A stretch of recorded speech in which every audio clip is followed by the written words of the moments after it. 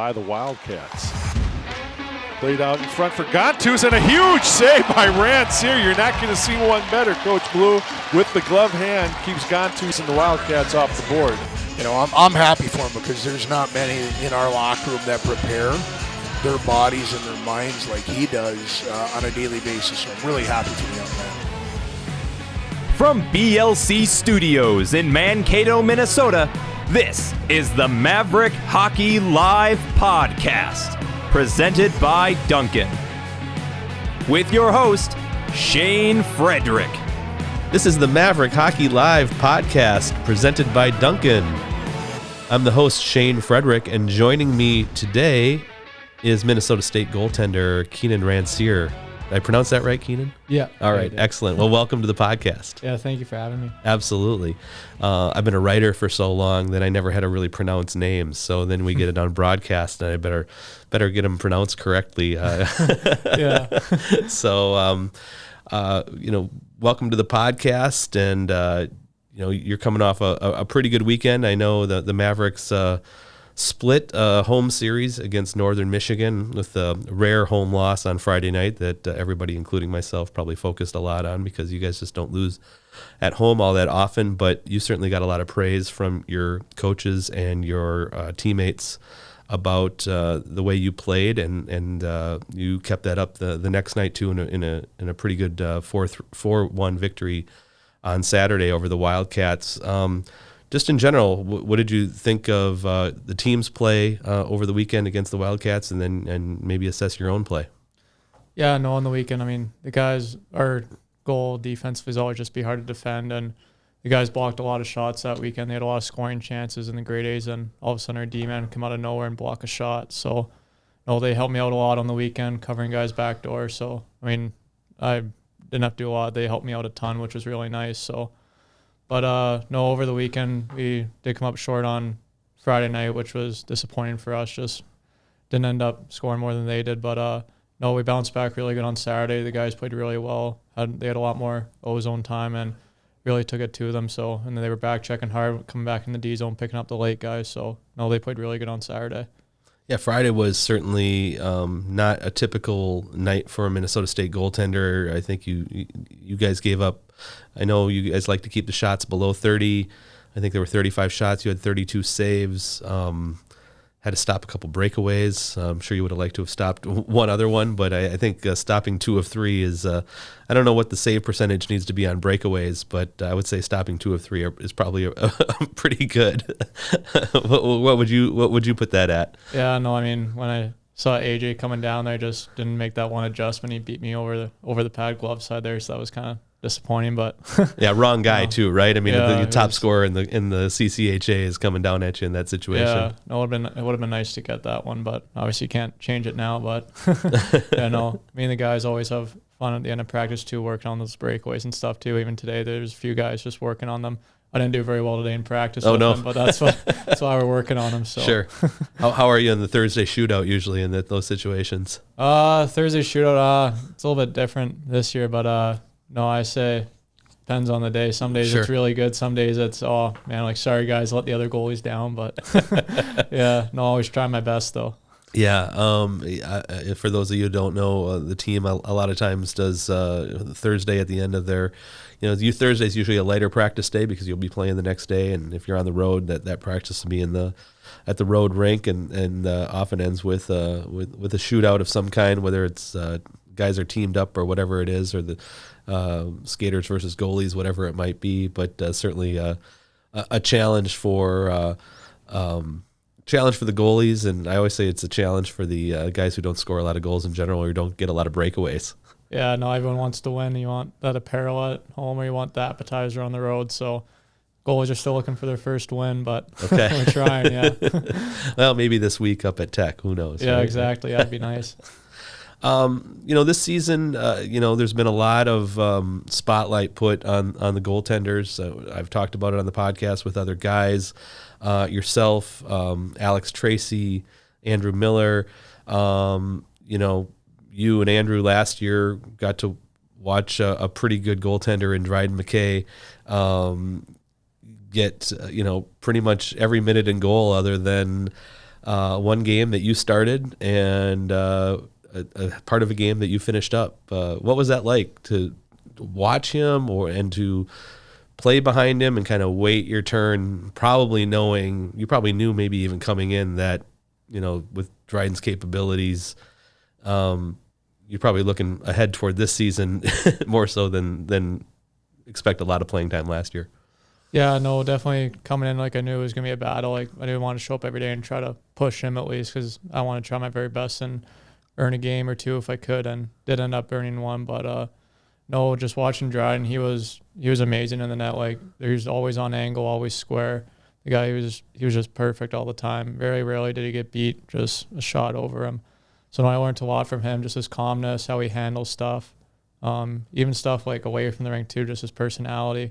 Really nice individual, like nice young man. So no, it's definitely cool. Like it's almost like growing up, you see these guys, really good college guys, and you almost like idolize them, think, oh, they must be so different. But then you come to the team and it's like, oh no, they're just nice young men. Like this, they put their work in every day and they get rewarded for it. But so yeah, no, it was really cool to just meet him, and he took me under his wing and taught me a few things too. So just trying to get better every single day. Were there things that he did in practice or in training or off the ice that you learned from, that you picked up from him that you felt that you needed to kind of add to your daily repertoire that he was doing? The biggest thing for me was just his calmness in the net. Like whenever he barely got scrambled, diving around, like he was always calm. He was always in position. That's something I've been trying to work on and improve on myself. Just in those plays, you don't end up diving or making a save. But just in those game situations, just holding your edges, pushing in, always being square and big. He was incredible at that. And is that just something that you notice in particular of him compared to other goalies that you've watched before, or was it just seeing it, up close and personal that really made it, that kind of drove it home with you, or how does that compare to maybe, before you arrived in Mankato? Yeah, I mean, it's definitely different making that jump from junior hockey to NCAA. All of a sudden, you're playing against other junior goalies, and now you're up close watching the best goalie in college hockey play, and you start to see what he does well, like how he moves and everything. You start to see and read, and this is what he does on these plays and stuff like that. So no, it's definitely cool. You can definitely see the difference between a guy who just comes in the league and a guy who's a veteran in there and top goalie in the league. Is there any style differences between you and him, or when you're trying to notice kind of some of those ways that he's playing, how do you translate that to your game in terms of your style of goaltending? Yeah, I know really the biggest thing is, again, like I said, just that calmness and that compete. Like I know there's still those saves, like those backdoor plays he slid over on his belly and make it look easy. Every save just made it look easy. A grade A save in the slot, he'd have his gloves out, watch it right into the glove every time. He was just always tracking pucks all the way in and all the way out. So it's just his details, I'd say, are very good. And that's what I've been trying to work on every day, just having my details there. You must have felt pretty good about those details this weekend against the Wildcats. I mean, you made, like I said, the 2 of 3 on the breakaways. You had a really nice save early in the game on Friday on a backdoor play, coming across and gloving, what looked like it could have been a sure goal. You feel like that was just some is it improvement over time, or just feeling really good this past weekend? How do you kind of assess that? I say that on the weekend there was kind of certain situations, like I know that first or second shot, that 2-on-1 backdoor play, like even on that one I ended up on my belly still. So still again trying to improve on, if I'm over there square, it's just gonna hit me in the chest every time. I don't gotta make that really desperation save. It doesn't have to be that dramatic. Yeah, exactly. I can just make that save right in my chest. So sure. No, I still want to improve on that. And then again on the breakaways too, just I didn't make that final adjustment. So I'm just trying to find like just those one little mistake can end up costing you a game. Right. So again, just in practice, trying to find those details, always trying to be square every single day, because our practice habits end up coming through in a game. So just trying to narrow those down every day. How do you come into this season, knowing there's going to be competition with the other goaltenders, but also knowing that, there is going to be a spotlight on the goaltenders. There is going to be the idea of Dryden McKay's not here right now, and who is here, and how are they performing? Is there a way? Is that something you thought about at all? Do you put that in the back of your mind at all? Is it just how do you reflect on that? Yeah, so once the season ended, was the big question is, okay, who's going to take Dryden's spot next year? And Alex Tracy coming in, USHL goalie of the year, they won it, so he's a good goalie. And obviously we know nothing's ever going to get handed to us. We have to earn it every single day here. So, no, during the offseason, there was a lot of training, working, trying to get better every single day. But that expectation, I kind of put that really hard on myself, I say, at the start of the season, where I feel like I got to fill that spot. But honestly, is when I just started focusing on myself and realized, like, I guess, why am I here? What am I doing? And me and another guy on the team, Brendan, we're actually good Christian brothers. And so we've struggled with that this year, putting our identity in hockey. But really what we started to do is put our identity in Christ. So we've kind of been more focused on that situation. But to answer your questions, again, not putting all our identity in hockey, but just working for the Lord wholeheartedly. And once we start working for the Lord, you start to notice on the ice that you don't start comparing yourself to other people, Sure. and your performance starts getting better and better when you start working for God. So that's kind of been opening up for me and him the last couple of weeks. But yeah, I mean, I'm sure it's different for different players, but to find kind of that focus in your life or in your game that's going to kind of cut out all those other distractions. And it's going to be easy for me as a person who observes from the outside, or fans, or whoever, to do those comparisons or do those things. But even Coach Hastings talking about turning the page of the book, or writing a new book, writing a new chapter. Last year was last year. Dryden was Dryden. This is a new team with new goaltenders and really a lot of newness throughout the makeup of the team. That to compare it to last year is unfair to, even if it's natural, it seems like it could be unfair to the people who are trying to put this team together. Mm-hmm. So, I mean, good job of, finding a way to turn that focus into something different, even if the fans are going to be, still talking about Dryden McKay a lot. Oh, yeah, no, obviously Dryden did his job. He won a lot of games here, but yeah, no, there was that big pressure coming in here. But again, I'm just here to glorify God right now and just try to give him all the glory.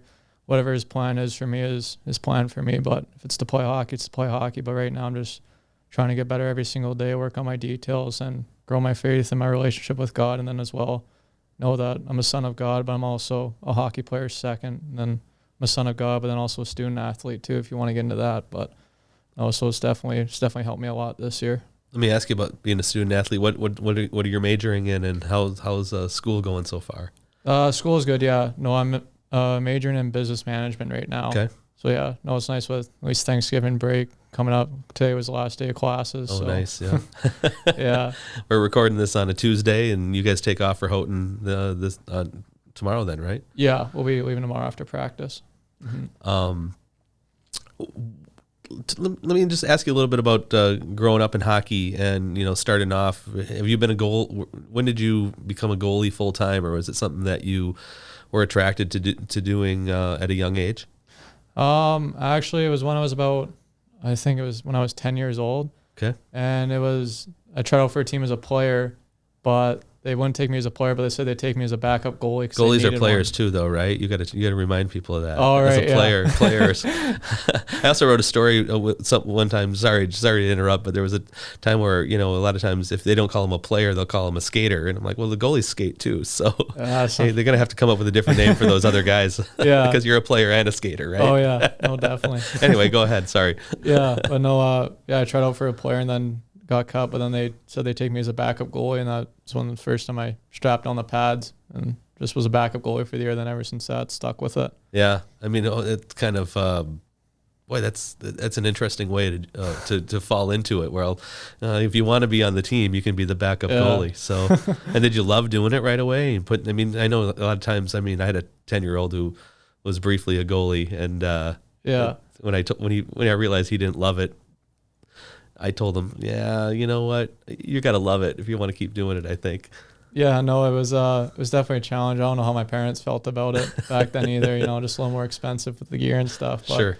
I remember it was right around the 2010 Olympics when Canada was hosting it in Vancouver, which is close to where I'm from.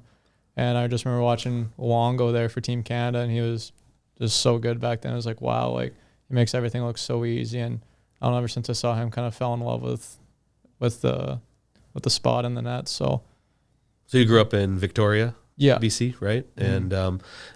And at what point does the backup become the starter in the evolution of you as a goaltender and really take off, finding some success there?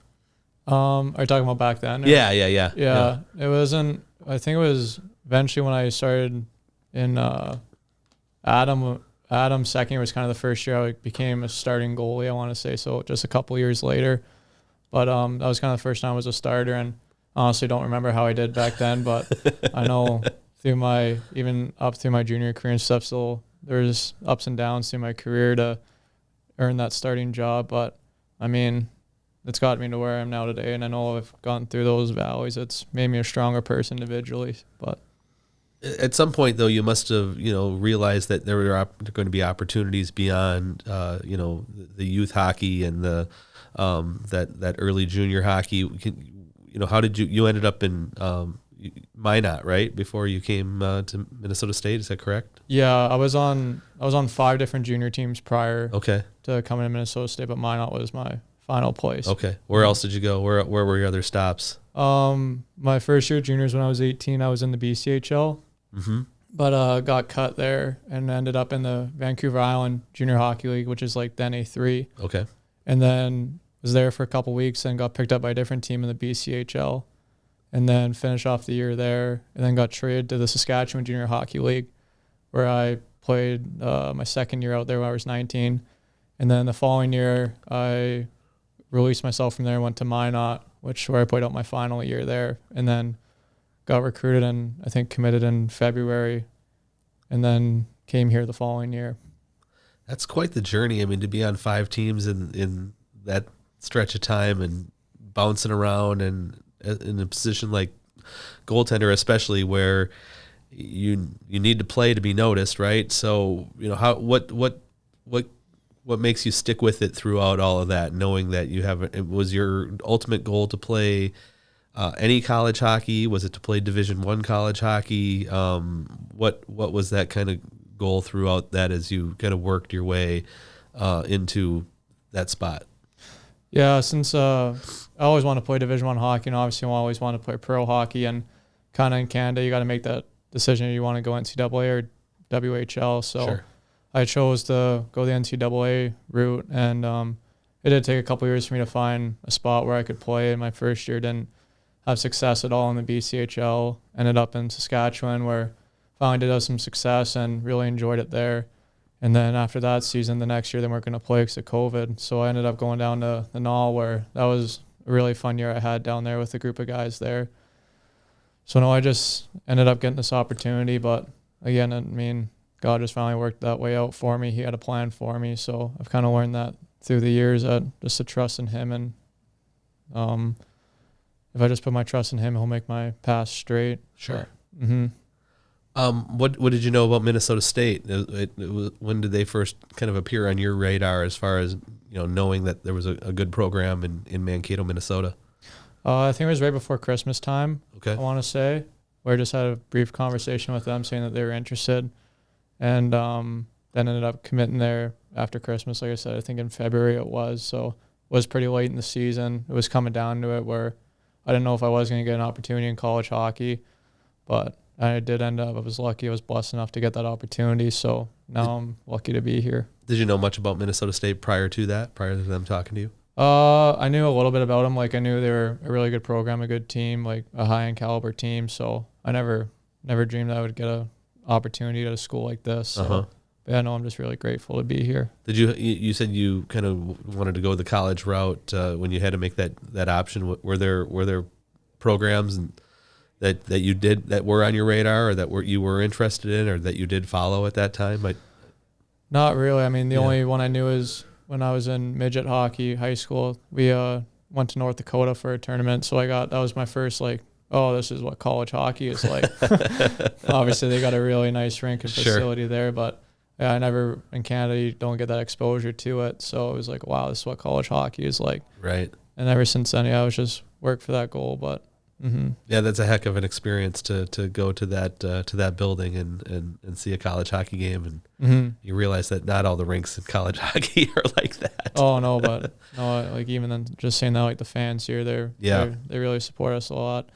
But no, it's more just about the fan base and the atmosphere around that they give us. Like the rink's the rink, obviously it's nice, but our rink here is amazing. The facilities we have and the stuff they give us is incredible. So they treat us like professionals here. We're very blessed to have all that stuff. Yeah, no doubt. And I've talked about this too with a lot of other of your teammates and past teammates about the atmosphere in Mankato when there's 4,500 plus in there, 5,000 people sometimes. The atmosphere is something else.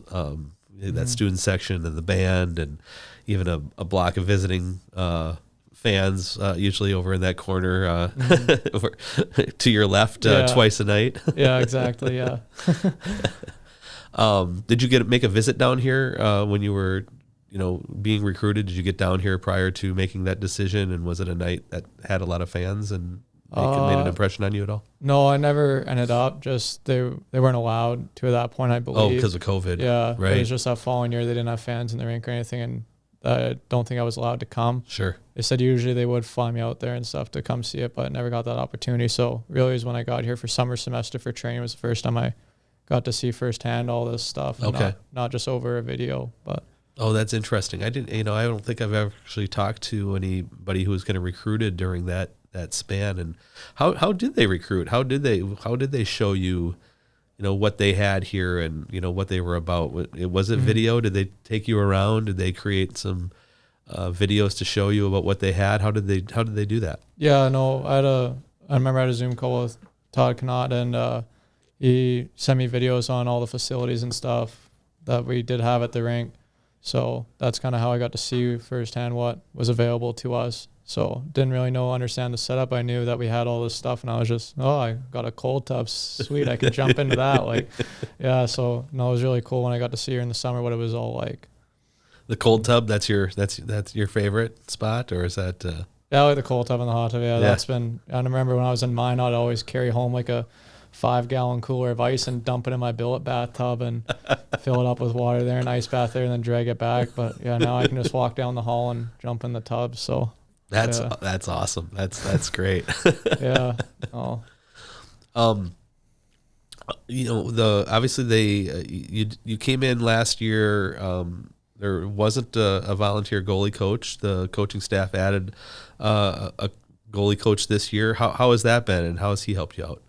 Oh, it's been really good. No, Wonky's been really big help. He's always available for us. So whenever you want to go over video or whatever, he'll do it with you. And then on the ice too, it's nice. We have our goalie time every week, 45 minutes to an hour usually every week. We get to work on goalie specific stuff. So he's been a real help. He really understands the game well, and we likes to have conversations. He just doesn't tell us what to do. He wants to hear our opinion, and we discuss things, find out, okay, what are other goalies doing that's working, what's not working for us so we can improve, and really just dissect the game, which is really nice to have. Is that something you wish you would have had last year, or was there a way to still kind of have some of that with, I'm sure with a lot of video and working with Dryden and working with the other coaches, I'm sure there's probably a way of doing that, but to have someone who's kind of devoted to that, it's got to be nice too. I know Dryden had that early in his career here, and there was a gap of a couple of years without one. Mm-hmm. Yeah, no, it was definitely, we made it work last year. Like we did still have goalie session. We still have that time. And again, just record ourselves on an iPad doing the goalie drills, and, we get them sent to us, and we can still learn, see what we're doing wrong. Like our butterflies or hips shift in one way or another, our hands too low. Like you can really tell the angles. So we did a good job last year, still trying to improve off each other. So no, we definitely did try to make our best work without a goalie coach. Do you like looking at video? Do you like watching video yourself and just kind of watching what what your habits are like and all the things you even talked about earlier with what you saw in Dryden? And I'm sure you want to see some of that yourself, but maybe the only way to see that is to really watch some video and kind of break it down. Yeah, because, I mean, during the moment, you might think, like, I can recall a scenario today at practice where I thought I was perfectly on angle, but I know when I go back to watch it, it's going to be, no, I was off angle because the puck still found a way in. Sure. So, no, the video is really nice because you can see all the details in your game. You can see where the shot is, where my feet are, my line with the puck or with the person's body. So, no, the video definitely doesn't help with breaking down those habits. What's your relationship like with Alex and Andrew and just with the three goalies and the work you had to do? And I've covered this team for the newspaper for 20 years prior to doing the podcast and a few other things, and there's been a handful of seasons. I shouldn't even say a handful, maybe two, maybe three, where really a season began with very little to no experience in goal, but three guys kind of come in cold. I mean, I know you and Andrew were both here last year, but it's still it's still a big mystery. But what's it like for the three of you to kind of work together, compete against each other, try to root for each other, but also I'm sure want to be the guy in goal? Oh yeah, no, it's a healthy competition. Like, I know Andrew, he was my roommate last year in the dorms, and me and him are still roommates this year, so we've kind of grown our friendship throughout the year and a half we've been together now. And with Alex coming in, he fit in well with us too. The three of us also, with Brendan too, like all of us do Bible studies together, so we get time together away from the rink where we can connect and just again talk, like, other than hockey, like how we're all doing. So sure, we've all done a really good job of just trying to support each other this year, and not just like around the ice struggles if we're not playing well, but just again the stuff that goes off the ice that we can help each other with. And then again, when we do the video sessions, like, it's not criticizing someone, why are you doing this, like, it's just we're just trying to help each other get better. So sure. No, the relationship's definitely been really good this year with the three of us, so it's been really nice. You're going up to Michigan Tech this weekend. It's always a fun place to play games. It's Thanksgiving weekend, so I'm going to guess the student crowd might not be quite as rowdy as it normally is up there, but it's still a tough place to play. And just where things are at in the standings and the rankings and everything else, pretty important games this weekend.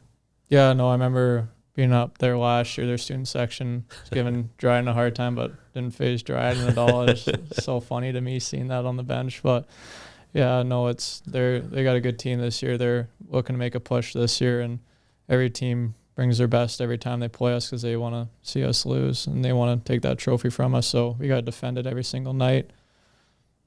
Well, best of luck against the Huskies this weekend. Safe travels to Houghton. Happy Thanksgiving. Yeah, thank you. Happy Thanksgiving. And happy Thanksgiving to everybody listening to the podcast, if you're listening to it before Thanksgiving anyway.